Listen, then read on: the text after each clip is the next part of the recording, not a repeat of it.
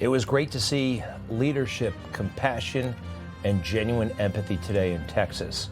President Trump visiting the flood zone as promised, and I was watching him very carefully. And what I saw there is something that was lacking certainly in the previous administration, but it's kind of lacking all around these days. Genuine warmth, compassion, and someone connecting with others and not making it all about themselves. That was somebody else. Now, he was there, of course, for the aftermath, the horrible situation, all of these beautiful children and many adults who died in that terrible flood last 4th of July weekend. And as we go through these pictures of these precious, beautiful angels, it was all so heartbreaking. But today I felt actually, regarding this overall situation, a little bit of hope. A little bit of hope. This was very, very, very tough to take. And quite frankly, President Trump helped not only with the folks in Texas, but I think people across the land. They were there because they loved God. And as we grieve this unthinkable tragedy, we take comfort in the knowledge that God has welcomed those little, beautiful girls into his comforting arms in heaven. He doesn't get enough, well, look, number one, he's right about God, right? That's where those girls are. And it really kind of makes you feel not as terrible as you did when you first got the news about what happened in Texas. So that was beautiful and necessary and healing. Now, this is not the first time, though, because he is a good man and has very high regard for people. I've seen him do this a lot, and so have you. He knows how to connect because he cares. He genuinely cares. And how do we all know that? Well, we've been watching him, right? And you can't fake it. Tucker Carlson, let's face it, I know he's been possibly not perfect on some issues, but the man's a brilliant guy, and I think totally gets it. And at the Madison Square Garden rally, he said this about President Trump, and I knew he was going to win, especially when Tucker put it this way. How much easier would it have been just to pause for 20 minutes and ask yourself honestly in some silent place, why do people like Donald Trump? And if they had been honest enough to ask themselves that question, they would have come up with the two main reasons, and here's what they are. The first reason that people like Donald Trump is because he likes them. That's why. And it's real. Affection is something you can't fake. It's so true, right? It's so accurate. The other reason, he said there were two reasons. I think it was he didn't make us lie anymore. We could tell the truth. But this, I think, is my favorite picture. Take it full, if you will. It's in the aftermath of that horrific shooting in Las Vegas in 2018, I think it was, and the delight on her face. And, President Trump, he is the president, and he's also this kind of larger-than-life figure and a bit of a character, too. Everybody has a feeling about him. And not everybody is positive, I know, but even for those who are negative about him, it is somehow very unifying. And then we had the other guy. They tried to tell us he was good at all this stuff, good at the commiserating with people when they're at their lowest moment. They kept saying it, and the more they said it, the more we realized it was just fake news, propaganda. Yeah, no, fake news. We have a president-elect who's all too familiar with personal pain, stepping up to be the consoler in chief because he has to in this moment. But the thing about him that no one can deny is that he really is somebody of unbelievable empathy. We're seeing Joe Biden attempting to fill that void, if you like, of, to use your phrase, the consoler in chief. We're blessed, and we're just blessed as a country that we have a guy like that can step up right now. You need a consoler in chief. Joe Biden's empathy is genuine. You can feel it. No, you can't be empathetic when you're wearing sunglasses all the time. It's a barrier. It's actually considered bad manners in many respects. The hat and the sunglasses, No, you're not supposed to do that. It's a barrier. And this is a moment where they said, oh, look at him. He's empathizing. He's empathizing. No, he's actually doing the opposite. Kind of similar to where President Trump was. It was the aftermath of a flood in Kentucky. The results weren't as devastating, but it was still pretty bad.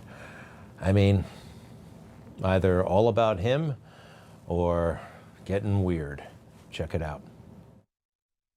I kid and say the best thing that ever came out of Kentucky was my sister-in-law, and she's all blue. She went to UK, then she went to Duke Law School, and she married my brother. We're all thankful to everybody for her marrying my brother.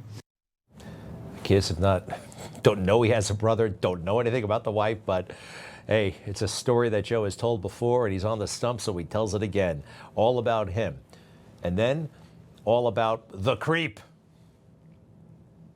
And by the way, I want to thank your wife. She started a toy drive for this part of the state to make sure, how many, come here. I'm taking credit for something I have nothing to do with. How could you? But tell them what you got so far. Well, as of this morning. It's not important. Joe doesn't care. He just wanted to grab her. Take a look at that. He's clenching her by the neck. It's a little bit uncomfortable. And Joe promised us during the campaign he wasn't going to do it. All right. So now he wants to connect. Now he's going to turn it on. This is the alleged, or was the alleged, consoler-in-chief. And those who have lost someone, there's no words for the pain of losing someone. A lot of us know it. A lot of us understand it, especially around the holidays when everything's supposed to be happy and joyful. It was a long time ago. I got a phone call around the holidays and found out that I was in Washington as a young senator, not sworn in yet, about to be hiring staff, and I got a call saying from a first I can't hear that. Can you guys? That there'd been an accident. A tractor trailer broadside of my wife with a Christmas tree on top and my 3 kids inside. My wife and daughter are dead. But my mother, God love her, used to always say, out of everything terrible, something good will happen. Something good has to happen. Used it all the It just time. can't be all bad. We've got to make it better. All the time. So And it folks- turned people off a lot. Anyway, we don't have to worry about him or think about him anymore. Just what you can do with this pulpit and what he did with it himself, creepiness. Now, President Trump actually leads by example. What are you talking about? He can be so with the tweets and this and that. They get it all wrong. Look at President Trump make peace with an outright enemy, a guy by the name of Chip Roy. This is Chip's district. I had a lot of time last week we spent with Chip Roy getting that great, big, beautiful bill passed. And who would have thought, and he's not easy, but he's good. Where is he? Where's Chip? Who would have thought this was going to happen? And he called because we had a big ceremony set up, and he said, you know, we have a little bit of a flood here, and I think it's going to be a little bit, I better stay here. I better not come back and go to it. And he wanted to be there. He was a part of it, a big part of it. And then he called again, and he said, this is bad.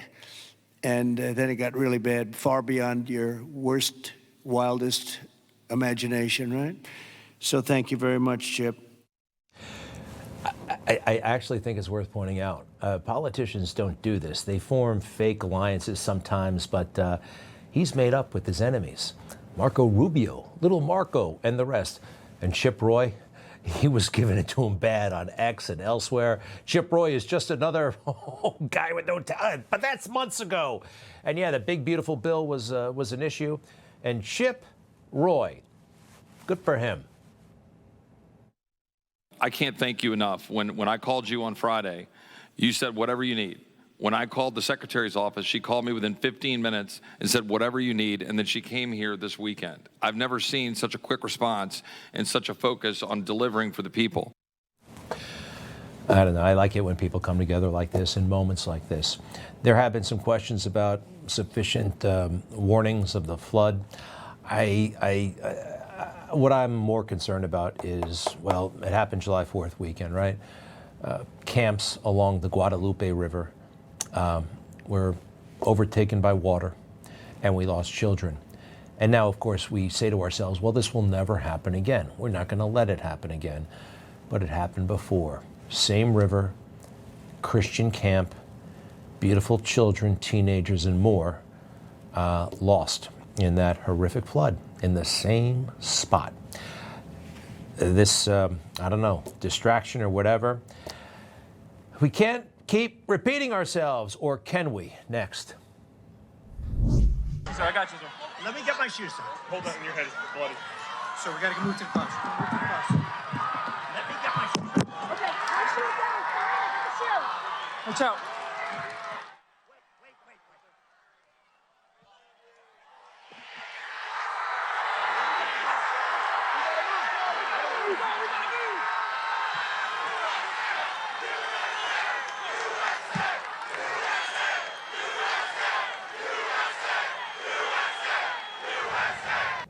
Well, after that, it's never going to happen again, right?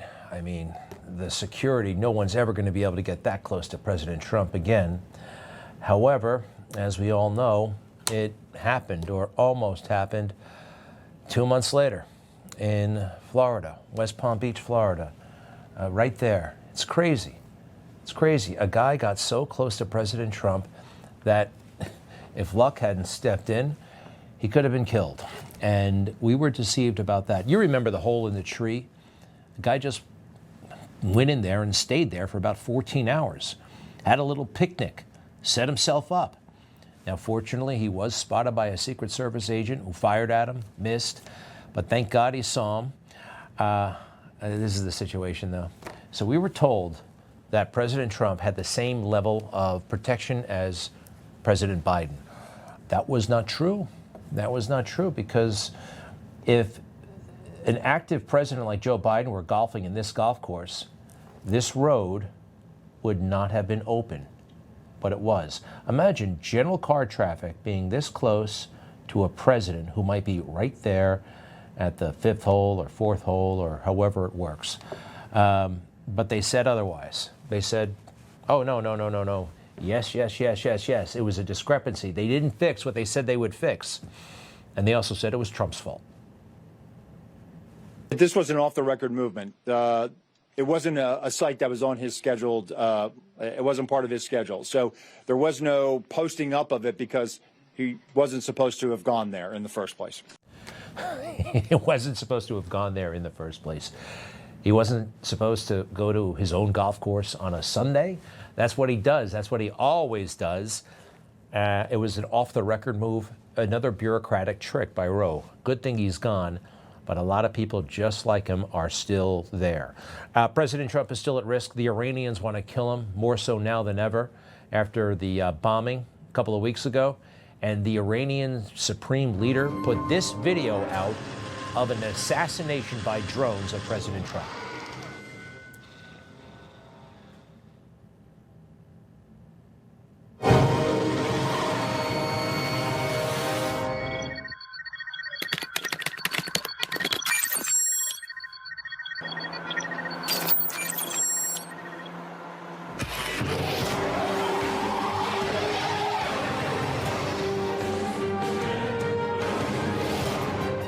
A government put this out. The government of Iran.